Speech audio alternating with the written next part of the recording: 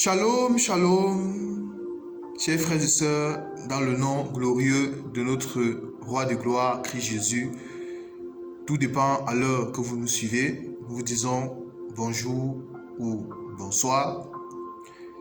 Et que le nom glorieux de notre grand maître soit sur vous, dans le nom puissant de notre Seigneur Jésus-Christ. Alors aujourd'hui, nous allons partager la parole du Seigneur, comme d'habitude. Le thème de notre partage aujourd'hui sera porté sur David, l'homme selon le cœur de Dieu, bien-aimé. Alors avant tout, nous allons remettre cet instant entre les mains de notre Seigneur.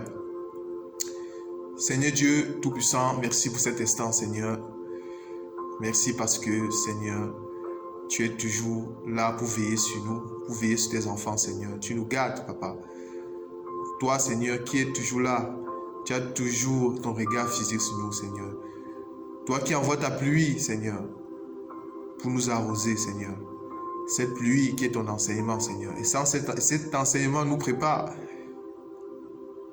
Prépare ta femme, Seigneur, pour que nous soyons cette vieille sage, sans tache, sans défaut, que tu trouveras à ton départ, à ton retour, Papa.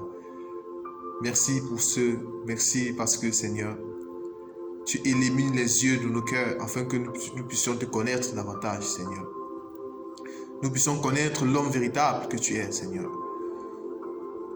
Parce que, Seigneur, la vraie bénédiction, Seigneur, telle que ta parole déclare dans Éphésiens, que tu nous as bénis de toutes sortes de bénédictions spirituelles dans les lieux célestes, Seigneur, c'est de te connaître et mettre en pratique ta parole. Que toute la gloire te revienne, Christ Jésus, notre Seigneur. Bénis ma soeur, bénis mon frère, fortifie-leur, Seigneur, et ouvre-leur l'esprit afin qu'ils puissent comprendre, Seigneur, ta parole. Révèle-leur, Seigneur, parce que ce n'est que ton nom, Papa Yahweh, qui doit être prêché au monde. C'est pour ça que le message des temps de la fin se dit que, Papa, tu reviens bientôt, Seigneur. Merci, Seigneur, et que toute la gloire te revienne. Amen. Alors, bien-aimés dans le Seigneur, nous allons aller dans 1 Samuel 13. 1 Samuel 13. 1 Samuel 13. À partir du verset 12. Je me suis dit, les Philistins vont descendre contre moi à Gilgal. Et je n'ai pas imploré l'Éternel, car c'est alors que je me suis fait violence et que j'ai offensé l'Holocauste. Samuel dit à Saul, tu as agi en insensé. Tu n'as pas observé les commandements que l'Éternel ton Dieu t'avait donnés. L'Éternel t'aurait affermi pour toujours ton règne sur l'Éternel. Et maintenant ton règne ne durera point. L'Éternel s'est choisi un homme selon son cœur et l'Éternel l'a destiné à être chef de son peuple parce que tu n'as pas observé ce que l'Éternel avait commandé, bien-aimé. Il s'agit lorsque Saoul s'était détourné de la parole du Seigneur, alors le Seigneur avait permis à ce que David soit oint pour pouvoir être roi d'Israël, bien-aimé. Bon, ce qui nous intéresse ici, ça serait lorsque Samuel dit que l'Éternel se choisit un homme selon son cœur. David qui est l'homme selon le cœur du Seigneur. Quelle révélation pouvons-nous en tirer là, bien-aimés? Est-ce qu'il s'agissait de David physique ou nous pouvons en tirer autre chose, bien-aimés? Alors, bien-aimés dans le Seigneur, nous allons aller dans Psaume chapitre 22. Bon, prenons d'abord 1 Pierre. D'abord, 1 Pierre. Nous allons prendre 1 Pierre.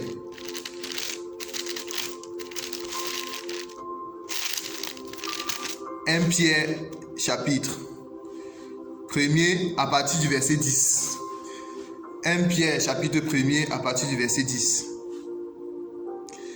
Les prophètes qui ont prophétisé touchant la grâce qui vous était réservée ont fait de ce salut l'objet de leurs recherches et de leurs investigations, voulant sonder l'époque et les circonstances marquées par l'Esprit de Christ qui était en eux et qui attestait d'avance les souffrances de Christ et la gloire dont elles seraient suivies. Bien-aimés. Mon bien-aimé dans le Seigneur, ça c'est un verset vraiment très très puissant. Pourquoi? Parce qu'on a une révélation extraordinaire là à l'intérieur. C'est quoi cette révélation? C'est qu'on nous dit que tous les prophètes qui ont existé, bien-aimés, qui voulant toucher la grâce, ils ont fait le salut l'objet de leur recherche et de leur investigation marquée par l'Esprit de Christ qui était en eux. C'est-à-dire, lorsque vous voyez les prophètes, dans chaque prophète qui ont existé, il y avait une part de Christ en eux. Il y avait la part de Christ dans ces prophètes. C'est-à-dire, lorsque vous voyez un prophète en train de souffrir, en réalité, c'était la part de souffrance de Christ qui était en ce prophète.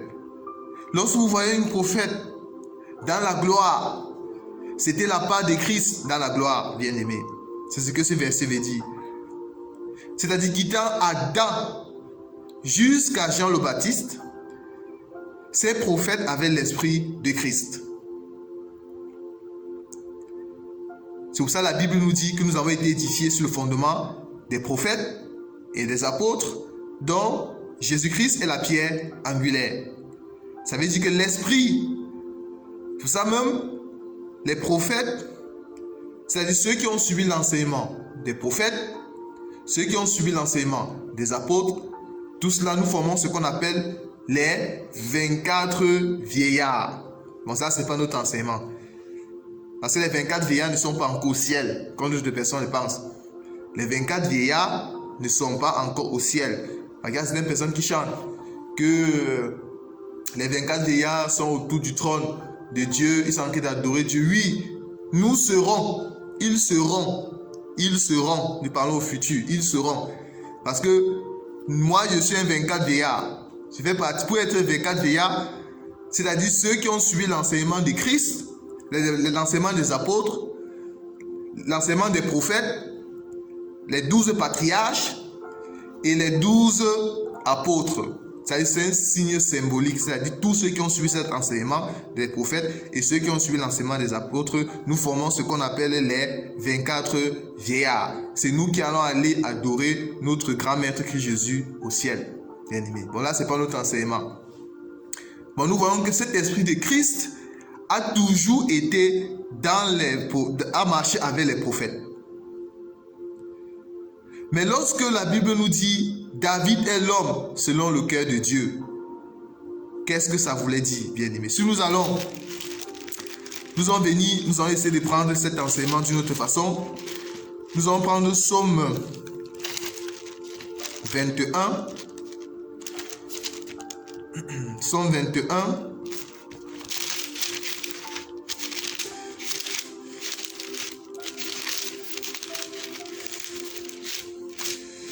Psaume 21. Alors, Psaume 21, nous sommes... Psaume 22 plutôt. Psaume 22. Psaume 22, à partir du premier verset. Ô chef des cendres, Subish, de l'aurore, psaume de David. Mon Dieu, pourquoi m'as-tu abandonné et t'éloignes-tu sans me secourir, sans écouter mes plaintes? Mon Dieu, j'écris le jour et tu ne réponds pas. La nuit et je n'ai point de repos. Alors, si nous venons toujours à Psaume 22 à partir du verset 17, qu'est-ce qu'il est dit? Car des chiens m'environnent, une bande de scélérats rôde autour de moi, ils ont percé mes mains et mes pieds. Je pourrais compter tous mes os. Eux y observent, ils me regardent. Ils se partagent mes vêtements, ils tirent au sort ma tunique Et toi, Éternel, ne t'éloigne pas, toi qui es ma force. Viens en hâte à mon secours. Protège mon âme contre la glaive, ma vie contre le pouvoir des chiens. Sauve-moi de la gueule du lion, délivre-moi des corps des buffles. Je ne sais pas si vous voyez ça. Nous allons revenir. Je rappelle que nous sommes en train de parler de David selon le cœur, l'homme selon le cœur de Dieu. Bon, nous venons, Psaume 22 à partir du verset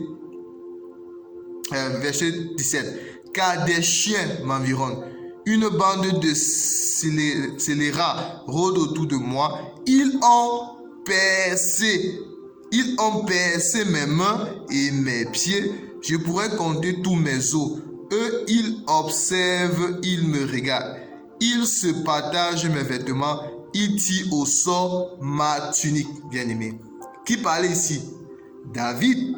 C'est David qui parlait. Ok. Nous allons y revenir. Si nous venons dans Matthieu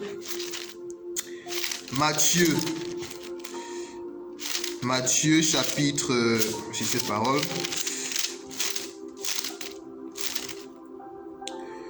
Alors, Matthieu chapitre 27. Matthieu chapitre 27. Qu'est-ce qu'il est dit? À partir du verset 34. Matthieu 27, 34. Il lui donnait à boire du vin mêlé du fiel. Mais quand il eut goûté, il ne voulut pas boire. Après l'avoir crucifié, il se partageait ses vêtements en tirant au sort, afin que s'accomplisse ce qui avait été annoncé par le prophète.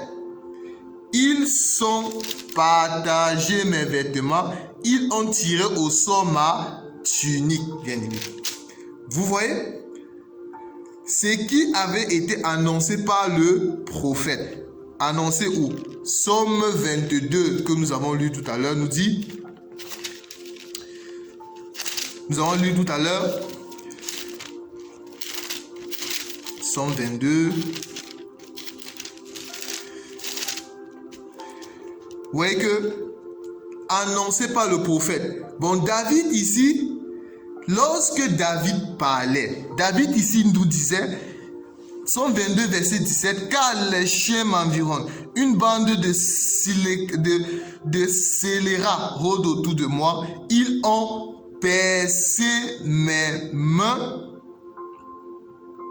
et mes pieds, ils pouvaient compter tous mes os. Eux, ils observent, ils me regardent. Ils se partagent mes vêtements, ils tirent au sort ma tunique, bien-aimé. Bon, bien-aimé dans le Seigneur, lorsque vous lisez un prophète, faites très attention lorsque vous lisez un prophète, parce que les Écritures rendent témoignage de Christ, bien-aimé. La Bible nous dit, vous sondez les Écritures pour avoir en elles la vie, mais ces mêmes Écritures rendent témoignage de moi, bien-aimé. Tout bon enseignant de l'Écriture, notre Dieu se cache dans les Écritures. Notre Dieu, j'aime toujours dire, on a un Dieu qui aime jouer à cache-cache. Il se cache. Quand il se cache comme ça, il faut que tu le trouves, il veut que tu le trouves dans sa parole. Lorsque vous lisez un prophète, c'est pas par hasard. Lorsque vous voyez un prophète en train de souffrir, ou bien un prophète est dans la gloire, en réalité, il faut vous poser la question. Quelle est la part de Christ à l'intérieur? Nous comprenons que lorsque David était en train de dire, mon Dieu, pourquoi m'as-tu abandonné et t'éloignes-tu sans me secourir? Psaume 22, verset 2. Ou bien, ils ont percé mes pieds, ils ont percé mes vêtements, ils tirent au sort ma tunique. Nous comprenons qu'en réalité, c'était le Christ, bien-aimé. C'était le Christ. C'est pour ça que nous disons, c'est très dangereux de réciter les psaumes ou même un prophète sans avoir l'enseignement, bien-aimé. Sans avoir l'enseignement. Lorsque David était en train de dire cette écriture, en réalité, c'était le Christ, c'était la part des souffrances de Christ. Bon, ça préfigurait déjà la souffrance de notre Seigneur. Bon, nous comprenons que nous pouvons donner plusieurs écritures, que l'homme selon le cœur de Dieu, c'était Jésus. Lorsque Dieu disait que j'ai trouvé David l'homme selon le cœur de Dieu, il ne veut pas voir David physique, mais l'homme, il veut voir qui est en David, bien-aimé. Bon, nous comprenons que cet homme selon le cœur de Dieu, c'était Jésus, bien-aimé. C'était Jésus. Quand vous lisez un prophète, si nous prenons par exemple Joseph, bien-aimé, Joseph, parce qu'on entend souvent les gens qui disent « Ah, Joseph, il est venu, comme sa famille l'a abandonné. Après, ceci, surtout ceux qui enseignent l'évangile de la prospérité, hein, ils vont prendre Joseph. » Sans savoir que Joseph, c'était aussi dans Joseph, il y avait aussi une part de Christ, bien-aimé. Dans Jérémie, il y a une part de Christ. Dans Joseph, il y a Christ.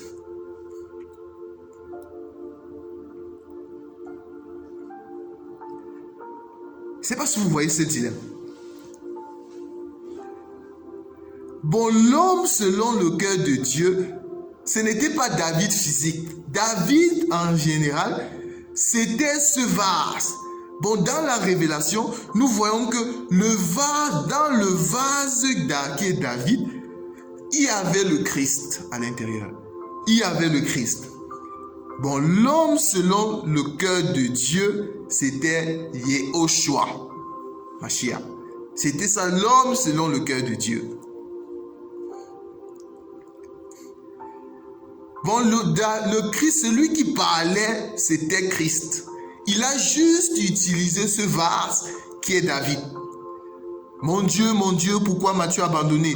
Et t'éloignes-tu sans me secourir? Cette écriture, nous le trouvons encore lorsque notre Seigneur était sur la croix, dans Matthieu chapitre 27, à partir du verset 45. Notre Seigneur avait répété cette écriture. Élie, Élie, lama sabachthani, c'est-à-dire, mon Dieu, pourquoi m'as-tu abandonné? Et demain, lorsque David nous dit ici, ils ont percé mes pieds, ils ont percé ma main, ils ont tiré au sort ma tunique, ils se sont partagés mes vêtements. Ce qui s'est passé, en réalité, c'était le Christ qui était déjà en train d'annoncer ses souffrances. Il annonçait déjà ses souffrances. Vous voyez? C'est ça la Bible nous dit. L'agneau de Dieu a été immolé avant la fondation du monde. Avant la fondation du monde, l'agneau était immolé. Il a fallu maintenant, sur le plan spirituel, il a fallu qu'il entre dans le temps pour que ça soit manifeste. Et pour entrer dans le temps, il a commencé d'abord à agir dans les prophètes. Cet esprit de Christ était dans les prophètes. Il a marché avec les prophètes. Maintenant, pour venir maintenant dans le monde, il a pris un corps. Bon, nous comprenons quand il marchait avec les prophètes, il y avait une part de Christ en David. Il y avait une part de Christ en Joseph. Il y avait une part de Christ en Jérémie. Il y avait une part de Christ en Daniel. Il y avait une part de Christ en tous les prophètes. Il y avait une part de Christ en tous ces prophètes, bien-aimés. Lorsque vous voyez même Samson, même en Samson, il y avait une part de Christ. Vous voyez Samson qui, Dalila demande à Samson, c'est quoi ton secret? C'est quoi ton secret? La parole de Samson a menti 4 fois. 4 fois.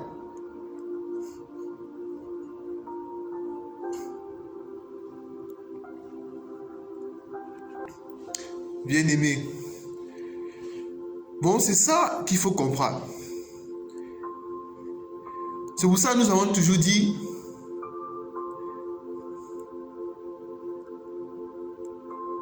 L'homme à l'image de Dieu. L'homme à l'image de Dieu.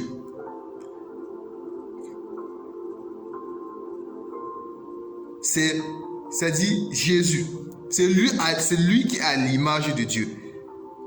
Lorsqu'on parle d'homme, ne voyez pas toujours homme physique.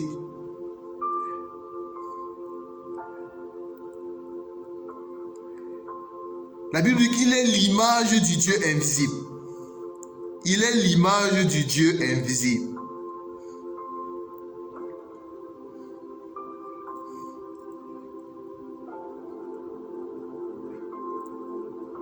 Nous comprenons que David, l'homme selon le cœur de Dieu, c'était notre Seigneur Jésus. Oh là là, bien-aimé dans le Seigneur. Nous voyons comment notre Seigneur, il était tellement grand. Comment le Seigneur, il a marché avec les prophètes. Il a marché, maintenant il marche avec l'Église. Pour ça, nous prêchons à la loi et au témoignage, bien-aimé. Maintenant, le Seigneur, maintenant, il est avec l'Église maintenant. C'est pour ça, lorsque nous disons, bien-aimé, Dieu, il est le même hier. Il est le même hier, aujourd'hui et éternellement. Le Père, le Fils et le Saint-Esprit, ça ne veut pas dire qu'ils sont trois. Non, bien-aimé, ça ne veut pas dire qu'ils sont trois. Le Père, le Fils et le Saint-Esprit, hier, aujourd'hui, éternellement. Il faut se poser la question, c'est quoi le hier de Dieu? C'est quoi le aujourd'hui de Dieu? Et c'est quoi le éternellement de Dieu?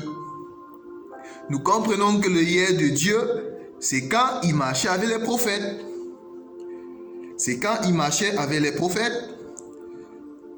La parole de Dieu nous dit dans Hébreux, chapitre 1er, verset 1, que Dieu il a parlé à nos pères par les prophètes. Mais aujourd'hui, dans les derniers jours, et lorsqu'on parle des derniers jours, c'est-à-dire les temps de la fin, qui ont commencé de la croix jusqu'à l'enlèvement de l'Église, Dieu ne nous parle par le Fils. Il nous parle par le Fils, bien-aimé. C'est-à-dire que le aujourd'hui de Dieu, c'est Jésus-Christ. C'est la grâce. C'est la grâce. Vous voyez que le Christ qui a marché avec les prophètes dans la loi et au témoignage, il a marché avec les prophètes, mais maintenant il marche avec l'Église. Ça ne veut pas dire qu'ils sont trois. Ça ne veut pas dire qu'il y a trois dieux. Dieu, il est le même hier, aujourd'hui, éternellement. Ce sont les trois temps de Dieu, ces façons dont il travaille, ces façons dont il s'exprime.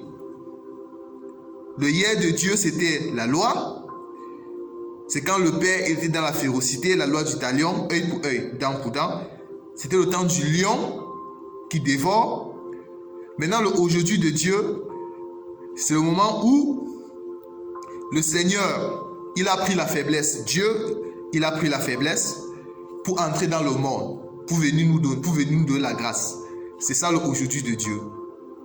Oh, bien-aimé dans le Seigneur, si seulement on peut profiter de ce aujourd'hui de Dieu. Profitons de ce aujourd'hui de Dieu parce que d'un moment à l'autre, le aujourd'hui de Dieu va passer. Et ça serait maintenant l'éternellement. Dieu, il est le Dieu d'Israël. Il est le Dieu de l'Église. Il sera encore le Dieu d'Israël.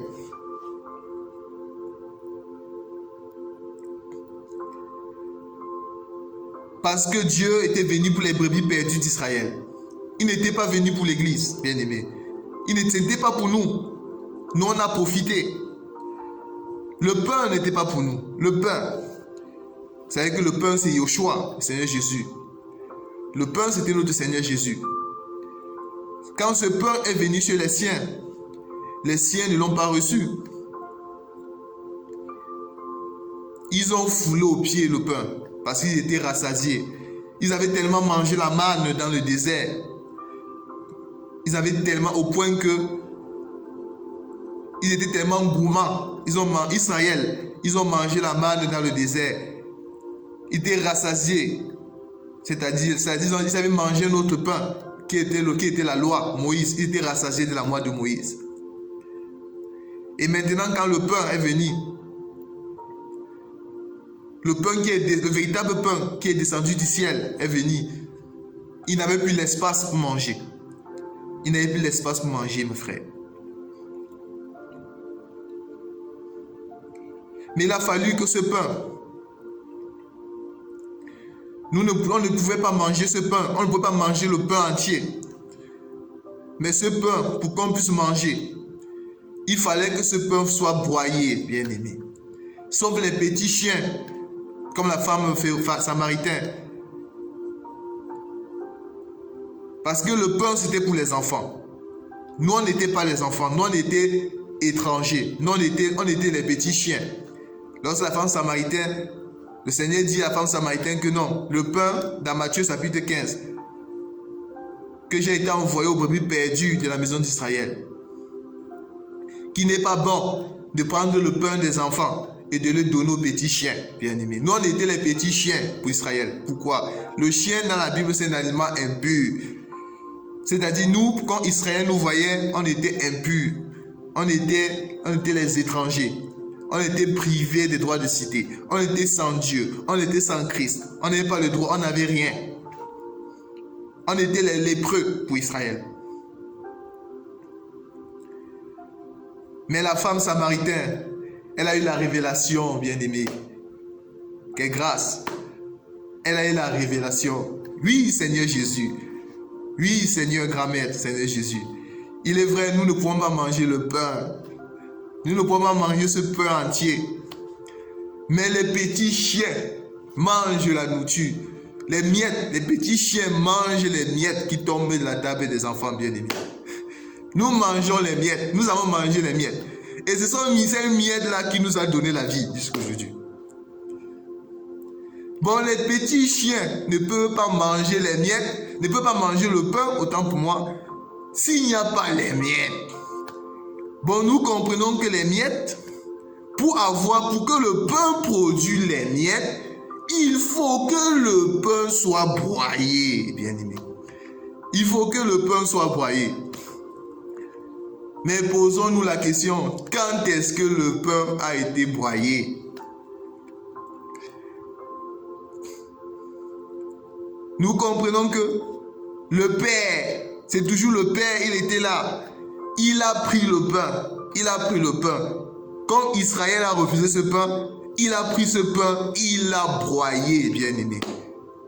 Il l'a broyé. Mais le pain a été broyé où? À la croix, bien-aimé. Notre Seigneur Jésus, notre pain, d'après Jean chapitre 6, il est le pain de la vie. Que celui qui ne mange pas sa chair et son sang n'a pas la vie.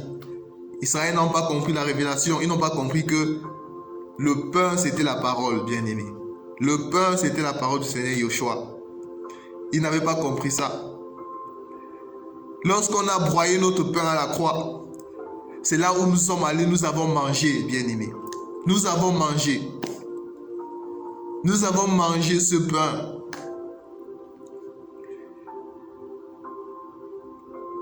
Bon, cet esprit de Christ qui a marché avec les prophètes dans la loi, pour nous donner la grâce, le pain, bien-aimé, pour nous donner le pain, il a fallu qu'il aille à la croix, bien-aimé. C'est pour ça aujourd'hui nous mangeons le pain. Nous mangeons le pain, bien-aimé. Celui qui ne mange pas le pain, la parole de Dieu lui déclare, tout pouvoir lui a été donné au Seigneur Jésus. Tout pouvoir, on n'a pas dit seulement un pouvoir, bien-aimé. La vie, c'est Christ Jésus. Si tu n'as pas Christ Jésus, si tu n'as pas le pain, bien-aimé, si tu n'as pas parce que nous sommes les petits chiens. Je suis un chien, bien-aimé.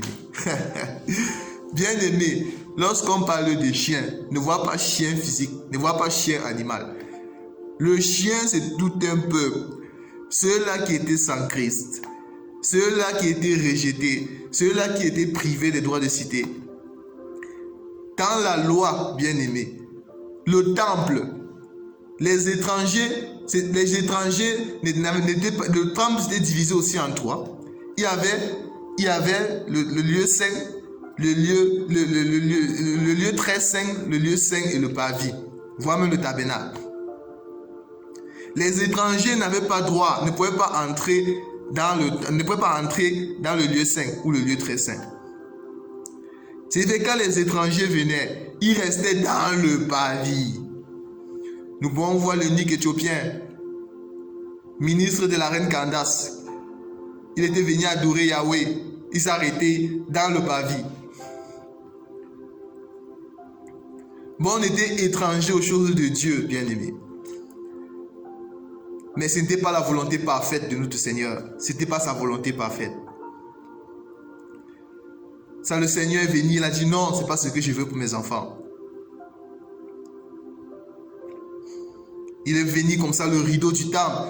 Lorsqu'on a broyé le pain, le rideau du temple s'est déchiré en deux, bien-aimés. Le rideau du temple s'est déchiré. Nous qui étions étrangers, on était les petits chiens, bien-aimés. On était les petits chiens. On était rejetés. On était sans Christ. Mais lorsque ce pain qui donne la vie a été broyé à la croix, bien-aimés. Quand ça a été broyé, quand le sang de notre Maître, parce que le sang de Dieu a coulé à la croix, quand ce sang a coulé, la Bible déclare heureux ceux qui ont faim, bien-aimés, dans Matthieu chapitre 5, et soif de la justice, car ils seront rassasiés. Nous les petits chiens, nous qui fûmes les petits chiens, on avait faim, on était affamés. Parce qu'Israël, il mangeait la manne du désert, la loi. Mais nous, on était les peuples affamés. Mais lorsque Israël, ils ont broyé le pain. Parce que le pain ne peut pas être broyé dans la maison d'Israël. Le pain est broyé dans le champ, bien-aimé. Le pain est broyé dans le monde. C'est pour ça notre Seigneur Jésus, le Christ, il a quitté le lieu très saint. Il est entré pour venir dans le parvis. Parce que c'est dans le pain là va être broyé dans le parvis, bien-aimé. Le pain est broyé dans le parvis. Le Seigneur, il a quitté le parvis. Il a pris ce pain parce que c'est dans le parvis qu'il y a l'autel de sacrifice. C'est dans le parvis qu'il y a le rein. C'est dans le parvis où l'animal doit être brûlé. C'est dans le parvis où le pain doit être immolé. Le pain va être broyé, bien-aimé. C'est dans le parvis, c'est dans le champ, c'est-à-dire le monde, que notre Seigneur Jésus a été crucifié. Cette parole, c'est ce pain qui conçoit Israël. Mais ce pain nous donne la vie, bien-aimé. C'est pour ça, laisse-moi te dire, mon frère, si tu n'as pas le pain aujourd'hui, si tu n'as pas le pain, tu ne peux pas être sauvé. Dieu, la parole de Dieu nous dit que dans les derniers jours, Dieu nous parle par le Fils. Hébreux chapitre 1er. Si tu n'as pas le pain, c'est-à-dire le Fils, Jésus-Christ, Dieu ne t'écoute pas. Ta prière est une abomination aux yeux du Seigneur. Tellement il nous a aimés, bien-aimés. Il nous a aimés, nous qui fumions les petits chiens. Qu'il est venu, il a pris la faiblesse pour nous. Comme Philippiens chapitre 2 nous dit. Il n'a point cherché d'être égal avec Dieu, mais il s'est dépouillé lui-même en prenant la forme d'un homme. Il a pris la faiblesse. Quel amour! Un Dieu tout-puissant. Un Dieu incroyable, tout-puissant. La Bible nous dit que dans Hébreux chapitre 2, que ça ce n'est en cette parole. Hébreux. Oh, bien aimé dans le Seigneur, c'est extraordinaire la parole du Seigneur. Hébreux chapitre 2 à partir du verset 16. Car assurément, ce n'est pas à des anges qui vient en aide, mais c'est à la postérité d'Abraham, bien-aimé. En conséquence, il a dû être rendu semblable à toutes choses à ses frères, afin qu'il soit un souverain sacrificateur miséricordieux et fidèle dans le service de Dieu pour faire l'expiation du péché du peuple, car ayant été tenté lui-même dans ce qu'il a souffert, il peut secourir ceux qui sont tentés, bien-aimés. Bien-aimés dans le Seigneur, les anges dans le ciel ont péché. Lorsqu'ils ont péché, le Seigneur les a bannis. Le Seigneur les a punis, il les a chassés du ciel.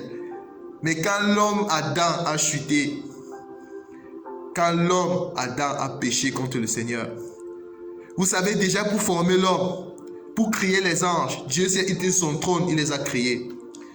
Mais pour créer l'homme, Dieu, il est descendu, bien-aimé. Le Seigneur, il a formé Adam. Il a formé Adam, bien-aimé. La Bible dit que Dieu a formé à son image, c'est-à-dire il a formé Adam.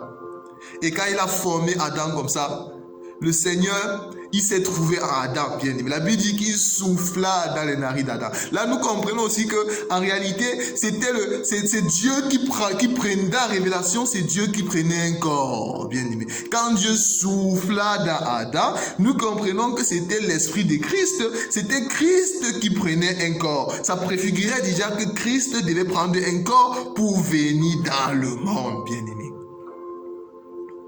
Bon, le Seigneur, il s'est sali les mains pour former l'homme. Qui est l'homme pour que tu te souviennes de lui, bien-aimé? Dieu s'est souvenu de nous, nous qui étions les pécheurs, les perdus, les brebis errantes. Nous qui étions sans droit de cité. Il a tant aimé le monde qu'il a donné son pain, bien-aimé. Afin que quiconque croit en ce pain ait la vie éternelle. Combien ce pain, c'est Jésus-Christ. Bien-aimé dans le Seigneur.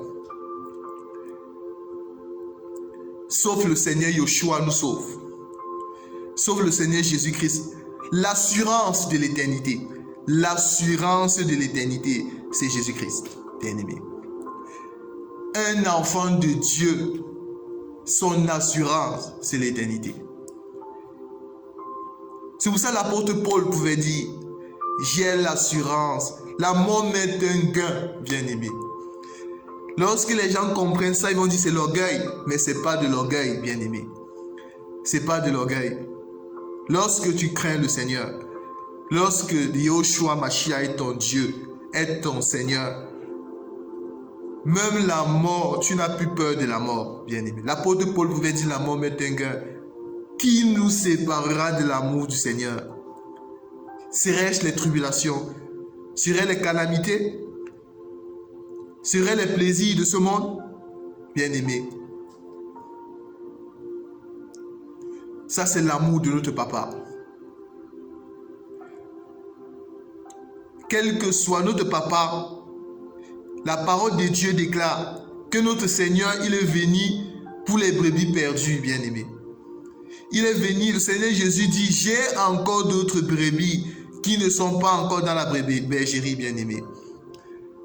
C'est pour ça, mon frère, ma soeur, si tu sais que tu es une brebis perdue et ce message est pour toi, reviens à la bergerie. Ouvre ton cœur au Seigneur Yeshua. Le Seigneur Jésus a dit également que je suis venu pour sauver ceux qui étaient perdus. Que je n'appelle pas ceux qui se disent bons à la repentance, mais les pécheurs. Quel que soit ton péché, quelle que soit la vie que tu mènes, ne te dis pas que c'est fini, mais sache que Yahushua Mashiach, c'est lui le remède, c'est lui le médecin par excellence. C'est lui le Dieu qui sauve. Parce que le Seigneur, parce que l'ennemi, le diable n'a jamais rien créé. Il détruit seulement. Il connaît détruire, mais il ne connaît pas construire. Mais lorsque le Seigneur qui est l'auteur de la création, de tout ce qui existe, il connaît la valeur de sa créature. Bon, laisse-moi te dire, tu as de la valeur devant les yeux de notre Seigneur. Lorsque le Seigneur te regarde, il voit la prunelle de ses yeux. Lorsque les gens ont péché dans le ciel, le Seigneur les a maudits, le Seigneur les a bannis. Mais lorsque Adam a péché, comme aujourd'hui, si tu pêches, si tu as péché, si tu ne connais pas encore Christ Jésus et que tu continues de vivre dans le péché, eh bien dit, si tu ne connais pas encore Christ Jésus et que tu vis dans le péché, si tu es encore païen, et que tu écoutes le message. Nous croyons que si tu as la sémence de Dieu, nous croyons que tu vas venir à la bergerie. Parce que la parole de Dieu dit, Christ nous a élus avant la fondation du monde, bien-aimés dans le Seigneur. Bon, écoute la parole du message que le Seigneur t'a dit. N'endurcis pas ton cœur. Laisse le Seigneur Jésus te travailler. Parce que la vie éternelle, c'est Jésus. L'éternité, c'est Jésus. C'est Jésus qui nous protège. C'est Jésus qui nous garde. C'est lui la lumière du monde. C'est lui le rocher qui nous abreuve, bien-aimés dans le Seigneur. Si tu n'as pas crié Jésus, c'est que tu es mort. Parce que la Bible déclare que le salaire, que celui que vous étiez mort à cause de vos péchés. Bon, si tu n'as pas crié Jésus, c'est que tu es mort, tu n'es pas vivant. Bon, bien-aimés dans le Seigneur, nous allons nous arrêter là. C'était juste pour répondre que l'homme selon le cœur de Dieu, de David, autant pour moi, l'homme selon David, qui est l'homme selon le cœur de Dieu, il sera la révélation, il s'agissait de notre Seigneur Jésus-Christ. Que le nom du roi de gloire soit avec vous tous. Merci Père pour ce message. Merci parce que tu es toujours là pour nous garder, Seigneur. Merci parce que ta parole est cette lumière qui nous guide dans ce monde, Seigneur. Fortifie tous ceux qui vont l'écouter et qu'enfin que nous puissions la mettre en pratique et que toute la gloire te revienne. Au nom de ton Fils Jésus-Christ, t'avais ainsi prié. Amen. Soyez bénis, bien-aimés dans le Seigneur. Nous ne pouvons arrêter sans toutefois dire Maranatha, Maranatha. Le roi de gloire revient bientôt. Et soyons prêts à la prochaine. C'était votre frère. Selon que le Seigneur a voulu. Amen. Au revoir.